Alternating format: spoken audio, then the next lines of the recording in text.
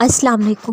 جب اللہ تمہارے دل میں کسی چیز کا خیال پیدا کرتا ہے تو وہ چاہتا ہے تم اسے اپنے دل کا حال سناؤ، وہ چیز تمہیں دینے پر آمادہ کرو، بار بار اسے پکارو، بار بار جھولی پھیلاؤ تاکہ وہ کن فرما دے، تمہاری خواہشات پوری کر دے۔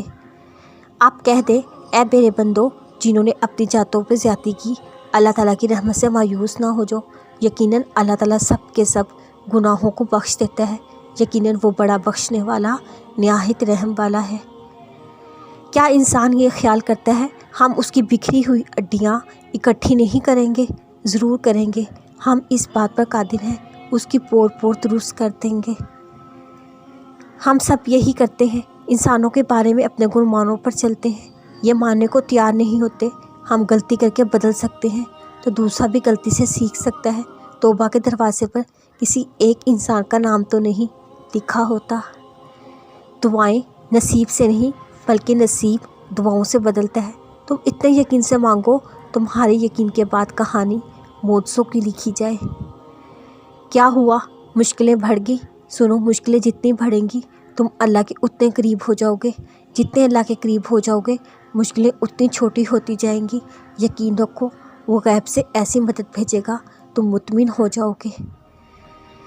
عزت اور ذلت کے فیصلے بندوں کے ہاتھ میں رکھے جاتے، کوئی شک نہیں، انسان رسوا کر دیا جاتا، یہ تو اللہ کے معاملات ہیں، جو کہ اللہ رب العزت ہے تو بس وہ جس کو چاہے آسمان کی بلندیوں پر پہنچا دے، جسے چاہے زمین پہ لا کے پٹک دے۔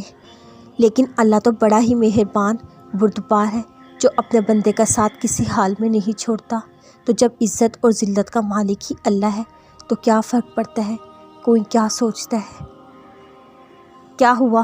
اداس ہو، پریشان ہو، الجھنوں میں ہو، زندگی تنگ لگنے لگی ہے، اپنے آپ سے تنگ ہو، لیکن ہمت رکھو، آپ اکیلے نہیں ہو، ایک طاقت آپ کے ساتھ ہے، غم نہ کرو، اللہ ہمارے ساتھ ہے۔